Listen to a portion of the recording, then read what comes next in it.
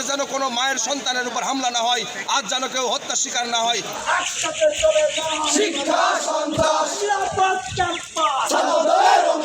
বর্তমান ডক্টর ইউনূস সরকার যদি মনে করে তিনি তার 2007 সালের সেই 111-এর সময় যে গ্রামীণ শক্তি নামক একটি দল গঠন করতে চেয়েছিল, ব্যর্থ হয়েছিল, বর্তমান এনসিপির মাধ্যমেই তিনি মনে করছে সেই গ্রামীণ শক্তি বা সেই সরকার কায়েম করবে।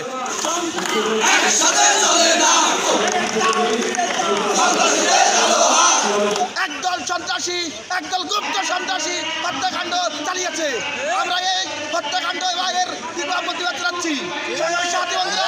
হামলা হয়েছে, এর আমরা শাস্তি দাবি জানাচ্ছি।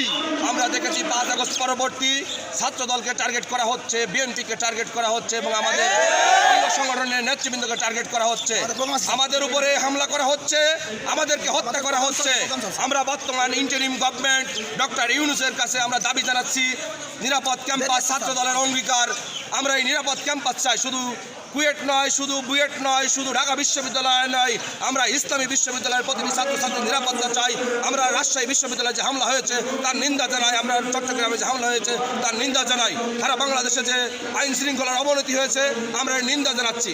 বর্তমান ইন্টারিম গভর্নমেন্টের কাছে আমরা দাবি জানাচ্ছি এসব কর্মকাণ্ড যেন না ঘটে, আইন শৃঙ্খলা পরিস্থিতি যেন স্বাভাবিক হয়, সুন্দর হয়, আর যেন কোনো মায়ের সন্তানের উপর হামলা না হয়, আজ যেন কেউ হত্যার শিকার না হয়।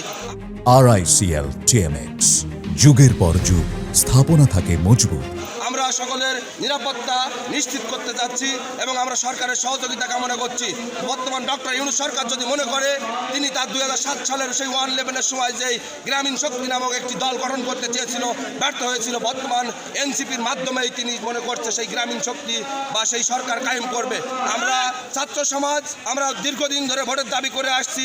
কিভাবে ভোটার অধিকার প্রতিষ্ঠিত হয় আমরা চাই, দ্রুত একটি নির্বাচন দেওয়া হোক, ছাত্র সমাজ ভোট দিতে চাই।